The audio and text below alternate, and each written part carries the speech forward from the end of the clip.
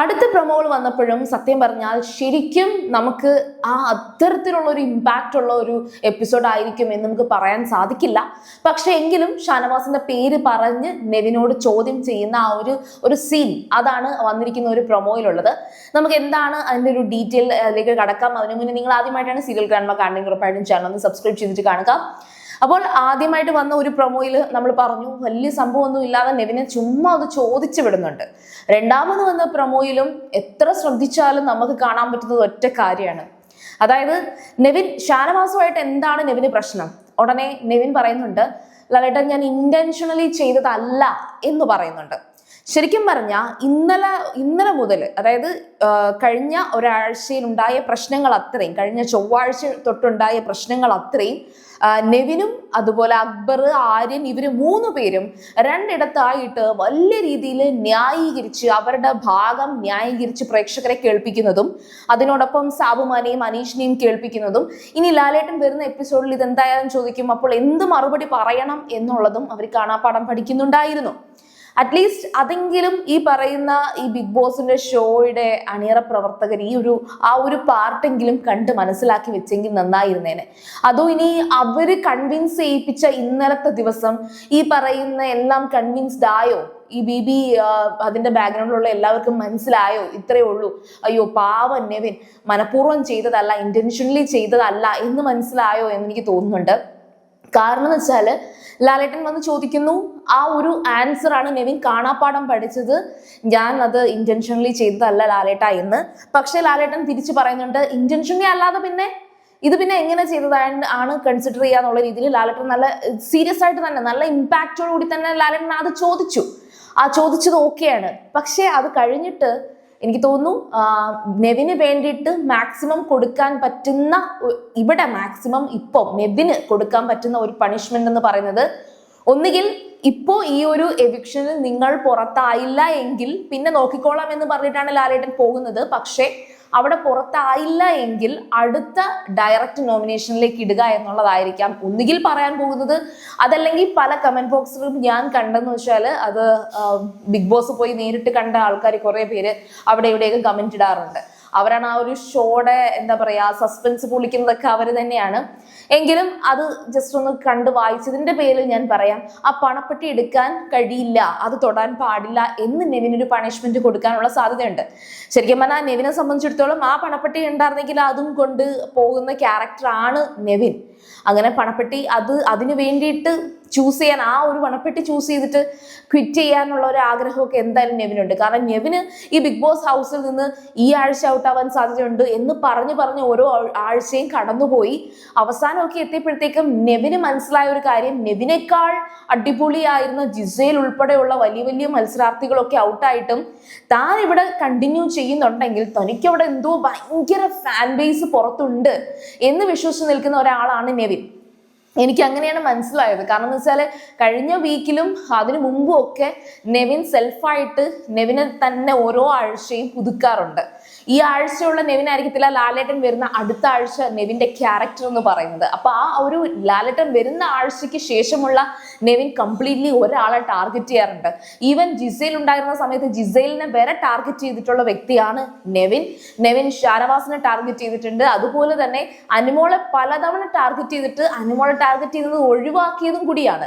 പക്ഷെ വീണ്ടും അവസാനം എത്തിയപ്പോഴത്തേക്കും ഈ ബിഗ് ബോസ് ഹൗസിലെ ഏറ്റവും സ്ട്രോങ് ആയിട്ട് പുറത്ത് അറിയപ്പെടാൻ സാധ്യതയുള്ളത് അനുമോളാണെന്നും അനുമോളെ ടാർഗറ്റ് ചെയ്തിട്ടാണോ ആൾക്കാർ തന്നെ സപ്പോർട്ട് ചെയ്തത് എന്ന സംശയം തോന്നിയത് കൊണ്ടായിരുന്നിരിക്കണം അനുമോളെ മാത്രം ടാർഗറ്റ് ചെയ്ത് അങ്ങേയറ്റം ഒരു എന്താ പറയാ ക്രൂവലായിട്ട് അനുമോളോട് നെവിൻ പെരുമാറുന്നത് എന്നെനിക്ക് തോന്നിയിട്ടുണ്ട്. അപ്പം ഇതെന്താണ് അവരുടെ ഉള്ളിലുള്ളതെന്നും നമുക്കറിയത്തില്ല. പിന്നെ ഈ പറയുന്ന എല്ലാ മനുഷ്യരും ഇപ്പം 80 എപ്പിസോഡോളം അടുത്തെത്തിയ ഒരു സ്ഥിതിക്ക് ഞാൻ പറയാം, ഇവിടെ ഈ ബിഗ് ബോസ് ഹൗസിലുള്ള ഇപ്പോൾ ഉള്ള ഈ 9 പേര് അല്ലെങ്കിൽ ഇപ്പോൾ ഉള്ള ഈ 8 പേരും കംപ്ലീറ്റ്ലി മെന്റലി അത്ര ഓക്കെ ഒന്നും അല്ല. എല്ലാവരും എന്താ പറയാ അന്ന് തൊട്ടേ ഒരു പ്രഷർ കുക്കറിലാണ്. അത് ഈ സാബുമാൻ ഈ കഴിഞ്ഞ 2 ദിവസത്തിന്റെ ഇടയിൽ പറഞ്ഞു, ലാലേട്ടൻ പറഞ്ഞത് ശരിയാ, നമ്മളൊക്കെ ശരിക്കും പറഞ്ഞാൽ ഒരു പ്രഷർ കുക്കറിലാണ്. കാരണം എല്ലാ ദിവസവും രാവിലെ എഴുന്നേക്കുന്നത് തന്നെ അവൻ എന്ത് തെറ്റ് ചെയ്തു എന്ന് പബ്ലിക്കായിട്ട് ചൂണ്ടിക്കാണിക്കാൻ വേണ്ടിയിട്ടും, തന്നെ ആരെങ്കിലും കുറ്റക്കാരനാക്കിയാൽ അതും ഞാൻ അങ്ങനെയല്ല ഉദ്ദേശിച്ചത്, ഞാൻ അങ്ങനെ ചെയ്തിട്ടില്ല എന്ന് വ്യക്തമായിട്ട് പറഞ്ഞു കൊടുത്തില്ലെങ്കിൽ പുറത്ത് താൻ ചീത്തപ്പേരിലേക്ക് എത്തുമോ എന്ന് പേടിച്ചിട്ടും നിൽക്കുന്ന ആൾക്കാർ അവിടെ ഉണ്ട്. സോ നമുക്കിങ്ങനെ റിവ്യൂ ചെയ്യുമ്പോൾ വളരെ ഈസിയാണ്. അതുകൊണ്ടാണ് ഞാൻ പറഞ്ഞത്, ഒരു വ്യക്തിയുടെ പേര് അങ്ങേയറ്റം മോശമാക്കി ഒരു റിവ്യൂ പോലും ചെയ്യാൻ ഞാൻ ബുദ്ധിമുട്ടുന്നതിന്റെ റീസൺ അതാണ്. കാരണം ഓരോ മനുഷ്യന്റെയും ഓരോ സിറ്റുവേഷൻസ് ആണ്. പിന്നെ ബിഗ് ബോസ് ഹൗസിൽ കപ്പിന് വേണ്ടിയിട്ട് മാത്രം അങ്ങേയറ്റം നെഗറ്റീവായിട്ട് ബിഹേവ് ചെയ്യുന്നു എന്ന് തോന്നുന്ന ആൾക്കാരെ നമുക്ക് അത് അഡ്രസ്സ് ചെയ്തേ പറ്റും. പിന്നെ വന്ന ഒരു പ്രൊമോയിൽ ശരിക്കും പറഞ്ഞാൽ വളരെ ഹാപ്പി ആയിട്ടുള്ള ഒരു പ്രൊമോയാണ്. ആ പ്രൊമോയും ആവശ്യമാണ് എന്ന് എനിക്ക് തോന്നി. കാരണം എന്ന് വെച്ചാൽ ലാലേട്ടൻ വന്ന് ചുമ്മാ എല്ലാവരുടെ അടുത്തും ഈ ഒരു പേരും പറഞ്ഞ് അങ്ങേയറ്റം ദേഷ്യപ്പെട്ടിട്ട് അങ്ങ് ഇറങ്ങി പോവുകയാണെങ്കിൽ അവർക്ക് വീണ്ടും സർവൈവ് ചെയ്യണ്ടേ, അവർക്ക് 100 ദിവസം തികയ്ക്കണ്ടേ. അപ്പൊ അതുകൊണ്ട് തന്നെ അവിടെ ഒരു കുറച്ചുകൂടെ ഫണ്ണായിട്ട്, പക്ഷെ എങ്കിലും അത്ര ഫണ്ണായിട്ട് ലാലേട്ടൻ ചോദിക്കുമ്പോഴും സാബുമാൻ മാത്രമാണ് അത്ര ഹാപ്പി ആയിട്ട് ആ ഒരു ഫേസ് കണ്ടിട്ട് തോന്നിയത്. കാരണം ടിക്കറ്റ് ടു ഫിനാലെ വിൻ ചെയ്ത് നൂറ, എനിക്ക് ഭയങ്കര സന്തോഷമുണ്ട്. നൂറ ടോപ്പ് 5 ഡയറക്റ്റ് ആയിട്ട് എത്തിയിരിക്കുകയാണ്. അപ്പം നൂറയെ കൺഗ്രാചുലേറ്റ് ചെയ്യുന്ന ലാലേട്ടനെ നമുക്ക് കാണാം. അത് നൂറ താങ്ക് യു ലാലേട്ട, താങ്ക് യു എന്ന് പറഞ്ഞിട്ട് വളരെ സിമ്പിൾ ആയിട്ട് നൂറ അവിടെ ഇരിക്കുകയാണ്. പിന്നെ കുറച്ച് ഫണ്ണായിട്ട് തന്നെ മറ്റേ ആ ഒരു ടാസ്കിനകത്ത് കുറച്ച് വീലിങ്ങനെ കറക്കി എടുക്കുന്ന ഒരെണ്ണമുണ്ട്. അപ്പൊ അത് അനീഷിനോടും സാബുമാനോടും അതെങ്ങനെയാണ് നിങ്ങളത് മൊത്തം ഊരിയെടുത്തങ്ങ് പോയോ എന്ന് ചോദിക്കുന്നുണ്ട്. അനീഷ് വളരെ സൗമ്യമായിട്ട് ഞാൻ മനഃപൂർവ്വം ചെയ്തതല്ല എന്ന് പറയുന്നുണ്ട്. സാബുമാൻ ഭയങ്കര ഫണ്ണായിട്ട് മാനുഫാക്ചറിങ് ഡിഫക്റ്റ് ആണെന്ന് തോന്നുന്നു ലാലേട്ട. അപ്പൊ ലാലേട്ടൻ പറയുന്നുണ്ട് എനിക്ക് മാനുഫാക്ചറിങ് ഡിഫക്റ്റ് ആണ്, അവിടെ ബാക്കി എന്ത് മാനുഫാക്ചറിങ് ഡിഫക്റ്റ് ആണെന്നൊക്കെ ചോദിക്കുന്നുണ്ട്. അത് ലാലേട്ടൻ എപ്പോഴും പറയുന്നൊരു ഡയലോഗാണ്. എനിക്ക് ആ മാനുഫാക്ചറിങ് ഡിഫക്റ്റ് കേൾക്കുമ്പോഴൊക്കെ ലാലേട്ടനെ ഓർമ്മ വരുന്ന ഒരാളാണ് ഞാൻ. കാരണം എന്ന് വെച്ചാൽ ലാലേട്ടൻ ഒരു ഇന്റർവ്യൂവിൽ പറഞ്ഞിട്ടുണ്ട്, ലാലേട്ടൻ എന്ന് പറയുന്നത് തന്നെ നമ്മളെല്ലാവരും ഇന്ത്യയിൽ മുഴുവൻ അറിയപ്പെടുന്നത് കുറച്ച് ചെരിഞ്ഞ് നടക്കുക എന്നുള്ള രീതിയിലാണ്. അപ്പോൾ ഒരു സിനിമ അഭിനയിക്കുന്ന സമയത്ത് അദ്ദേഹം നേരെ എങ്ങാനും നടന്നു പോയാൽ ഉടനെ ഡയറക്ടർ ഉൾപ്പെടെ എല്ലാവരും ലാലേട്ട അത് ഒന്നും കൂടെ ഒന്ന് ചെയ്യുമോ, ആ ചരിവ് വന്നില്ല എന്ന് പറയും. അതായത് ഇപ്പോൾ നേരെ നടക്കാൻ ലാലേട്ടന് പറ്റാറില്ല. ആ ചരിവ് ഉണ്ടെങ്കിലേ ലാലേട്ടൻ എന്ന് പറയുന്ന ഒരു വ്യക്തിയുടെ ഐഡന്റിറ്റി കംപ്ലീറ്റ് ആകൂ എന്ന് എല്ലാവരും വിചാരിക്കുന്നത് പോലെ ലാലേട്ടൻ പറഞ്ഞിട്ടുണ്ട്. അപ്പം ലാലേട്ടൻ സെൽഫായിട്ട് തന്നെ പറയുന്നത് അത് ലാലേട്ടൻ മാനുഫാക്ചറിങ് ഡിഫക്റ്റ് ആണ് ഈ ഒരു ചരിവ് എന്ന് പറയുന്നത്. പക്ഷെ ഇനി അത് ശരിയാക്കാൻ പറ്റില്ല, കാരണം അത് പോപ്പുലറായി പോയി, അതുകൊണ്ട് അത് ശരിയാക്കാൻ പറ്റില്ല എന്ന് പറഞ്ഞ ഒരു ഇന്റർവ്യൂ ഞാൻ പെട്ടെന്ന് ഓർത്തു. അപ്പം ഈ സാബുമാൻ്റെ അടുത്ത് പറഞ്ഞപ്പോൾ സാബുമാൻ ഉപയോഗിച്ച ഈ പറയുന്ന മാനുഫാക്ചറിങ് ഡിഫക്റ്റ് കേട്ടപ്പോൾ ലാലേട്ടൻ സെൽഫായിട്ട് പറയുന്നതിന്റെ റീസൺ അതാണ്. അങ്ങനെ ഒരു തമാശ രൂപേണ ഉള്ള ഒരു സിറ്റുവേഷൻ കൂടി, ഒരു ഫണ്ണും കൂടി അതിനകത്ത് നടക്കുന്നുണ്ട്. അത് നല്ല കാര്യം, അത് ഉണ്ടാകട്ടെ. അല്ലാതെ ഒരു എപ്പിസോഡ് കംപ്ലീറ്റ്ലി അല്ലെങ്കിൽ ഒരാഴ്ച കഴിഞ്ഞിട്ട് ലാലേട്ടൻ ഇങ്ങോട്ട് വന്നിട്ട് എല്ലാവരും എടുത്തിട്ട് പൊരിക്കുകയും വർക്കുകയും കൂടെ ചെയ്തു കഴിഞ്ഞാൽ സത്യം പറഞ്ഞാൽ അവർക്കത് വലിയൊരു ടോർച്ചറിങ് ആവും. അപ്പൊ അങ്ങനെ ഉണ്ടാവേണ്ട. പിന്നെ ഒരുപാട് നല്ല ടാസ്കുകളും ഒരുപാട് നല്ല നിമിഷങ്ങളും ഒക്കെ ബിഗ് ബോസിനകത്ത് ഉണ്ടായിരുന്നില്ലേ ഈ ആഴ്ച, നിങ്ങൾക്ക് തോന്നിയിട്ടില്ലേ?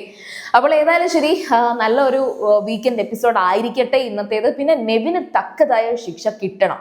ഒരു വലിയ പണിഷ്മെന്റ് ഒന്നും അല്ല ഞാനും പറയുന്നത്, പക്ഷെ എവിക്റ്റ് ആകുന്നെങ്കിലും കുഴപ്പമില്ലായിരുന്നു. കാരണം എവിക്റ്റ് ആയിരുന്നു എങ്കിൽ ആ ബിഗ് ബോസിനകത്ത് ഇമാതിരി ഒന്നും ചെയ്യരുത് എന്ന് ഉള്ളൊരു സിറ്റുവേഷൻ ഉണ്ടായേനെ. പിന്നെ എനിക്ക് തോന്നുന്നു വെച്ചാൽ ഷാനവാസ് ഇന്ന് വരും.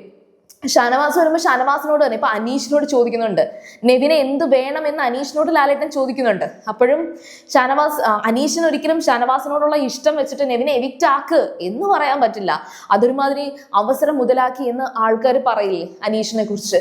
പക്ഷെ ഏറ്റവും കൂടുതൽ വിഷമമുള്ളത് അനീഷിനാണ് കേട്ടോ. അത് ജെന്യുവൻലി പറയാം, അനീഷിന് നല്ല ബുദ്ധിമുട്ടുണ്ട് ഷാനവാസ് അവിടെ നിന്ന് പോയപ്പോഴത്തേക്കും. കാരണം ബിഗ് ബോസിൽ തന്റെ കൂടെ ഷാനവാസ് കണ്ടിന്യൂസ് ആയിട്ട് ഉണ്ടാവണം എന്ന് ആഗ്രഹിച്ചിട്ടുണ്ടായിരുന്നു, അനീഷ് ആഗ്രഹിച്ചിട്ടുണ്ടായിരുന്നു.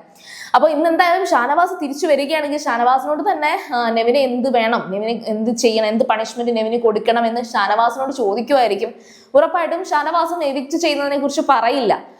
വേറെ എന്തെങ്കിലും ഒരു ഫണ്ണായിട്ടുള്ള രീതിയിലേക്ക് അത് എടുക്കത്തുള്ളൂ. ഷാനവാസിന്റെ ഒരു ക്യാരക്ടർ വെച്ചിട്ട് ഒരു ഫണ്ണായിട്ടുള്ള എന്തെങ്കിലും മറുപടി ആയിരിക്കും പറയാൻ സാധ്യതയുള്ളത്.